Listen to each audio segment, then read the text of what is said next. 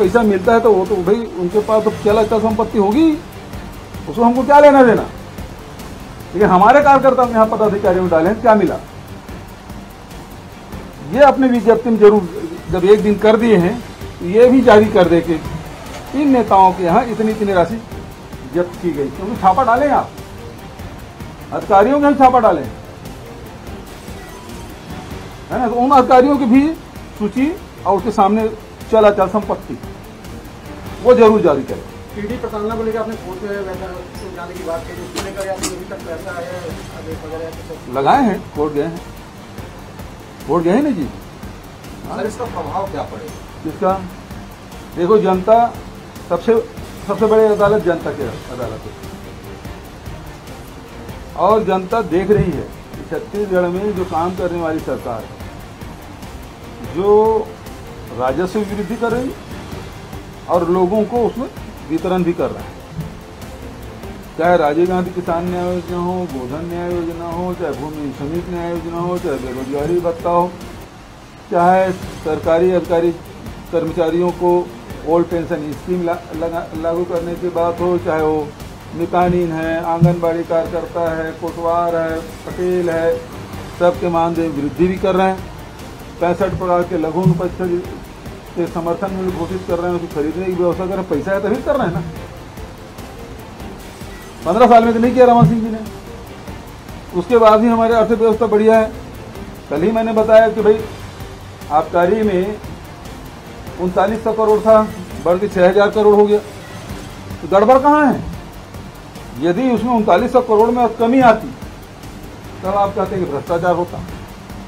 भाई stamp duty है, उसमें हमारा वृद्धि हुआ है, पारिश उसमें वृद्धि हुआ है, खदान उसमें वृद्धि हुआ, माइनिंग में वृद्धि, तभी तो पैसा आ रहा है।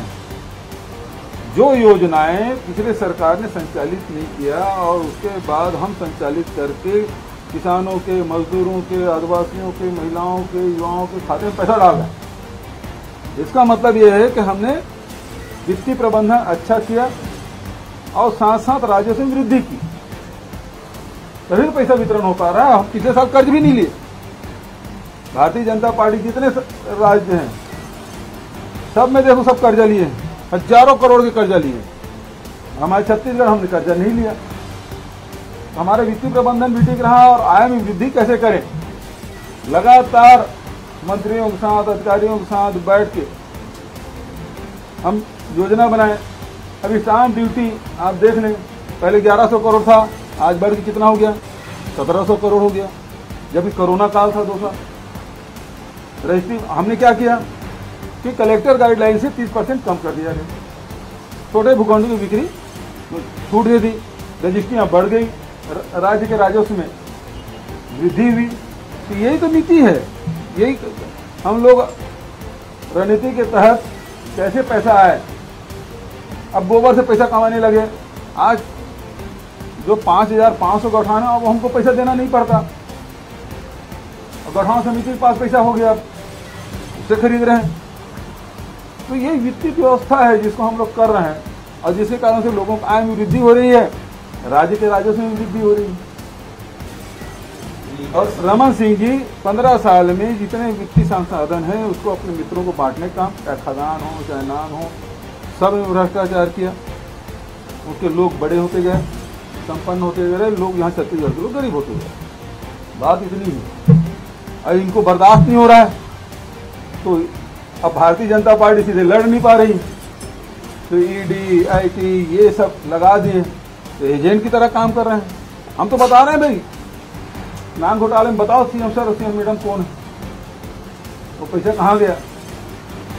इधर इंदिरा प्रियदर्शनी बैंक का पैसा है, लोगों को पैसा लगा नहीं रायपुर का, और नार्को टेस्ट हुआ उसमें रमन सिंह के नाम ले रहे हैं, राम विचार का नाम ले रहे हैं और मंत्रियों के नाम ले रहे हैं, उसके पास पैसा दिए। करे ना ईडी जांच, मनी लॉन्ड्रिंग तो हुआ है, तो पैसा गया बैंक का, इंदिरा प्रियदर्शनी बैंक का पैसा कहीं तो गया। यदि नार्को टेस्ट का आप सही नहीं मारे तो पैसा गया कहाँ? चलो एफआईआर तो है, जांच कर लो, क्यों नहीं करते? अरे भैया 1 शून्य और लगा देना था, 2000 करोड़ क्यों 20,000 करोड़ कर देते, उसमें क्या है। लेकिन आप चल अचल संपत्ति किसी जब्त की है क्या? कहीं होगा पैसा? आप जब्त करके बताना था ना, ये हमने जब्ती किया। कोई स्कीम में बता दिए 2 उद्योगपति के यहाँ आपने किया और सारे अधिकारी और सारे नेताओं का नाम जोड़ दिए। मैं इसलिए पूछ रहा हूँ अलग अलग नाम बताओ। इसमें भी आप कह रहे हैं कि कितना हुआ। अरे आप इन्फोर्समेंट डायरेक्टर हैं, आपको ये बताना पड़ेगा पैसा है तो कहाँ लगा। आप हवा में बात करेंगे क्या? और जबकि हम बता रहे हैं कि इन 4 सालों में जबकि लॉकडाउन भी था, कोरोना काल था, उसके बावजूद भी इसमें हम 3900 करोड़ से बढ़ा के 6000 करोड़ कर दिए।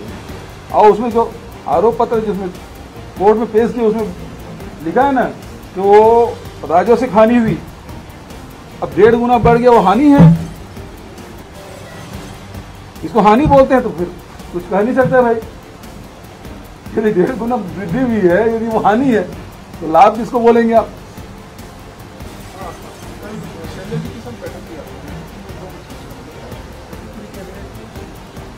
हमारे जैसे त्योहारी हैं, विधायकों से बात की, पदाधिकारियों से बात कर रहे हैं, कल मंत्रियों से बात करेंगे, परसों फिर महापौर लोगों से बात करेंगे। तो लगातार तौर पर कैसे बढ़ाया गया है, तो बढ़ाया गया है तो उसको पेमेंट भी कर रहे हैं।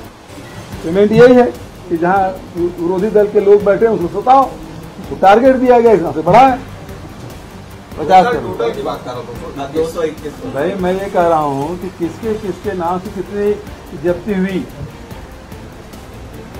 राम गोपाल के यहाँ कितनी जब्ती हुई, गिरीश देवांगन के यहाँ कितनी जब्ती हुई, सनी अग्रवाल के यहाँ कितना जब्त किया, आरपी सिंह के यहाँ कितना किया, विनोद तिवारी के यहाँ कितना किया, ये बताओगे? सबका मिला के बताओ।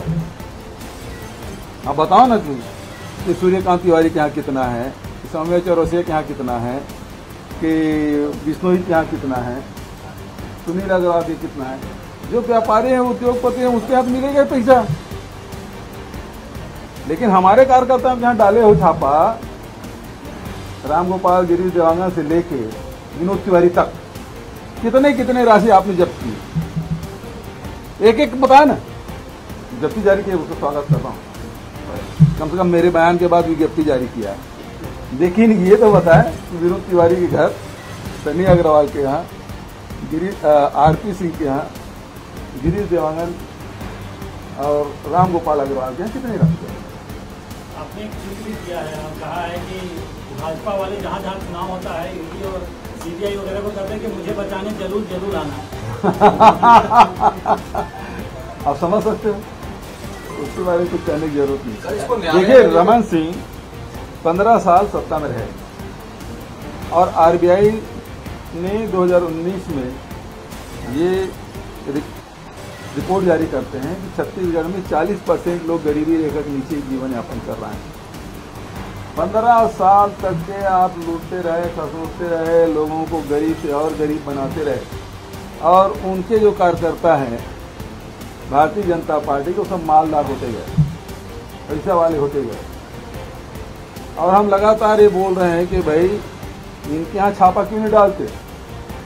पूरा चावल खा गए, चावल घोटाला हो गया। सीएम सर, सीएम मैडम कौन है? ईडी के पास तो है ना, क्यों जांच नहीं करते? और दूसरी बात यह है, रमन सिंह खुद ही स्वीकार कर चुके हैं कि 1 साल कमीशन खोरी बंद कर दो, 30 साल तक राज करो। इससे बड़ा प्रमाण क्या हो, स्वीकारोक्ति और क्या हो सकता है? तो रमन सिंह से पूछते क्यों नहीं? इसीलिए मैं कह रहा हूँ भारतीय जनता पार्टी के एजेंट की तरह काम कर रहे हैं आप। 15 साल से जो लूटे खसोटे हैं उसकी जांच कब करोगे आप? वो होता नहीं। और विनोद तिवारी के घर में, आरपी सिंह के घर में अब छापा डाल रहे हो तो कितने राशि वो बताओ तो सही।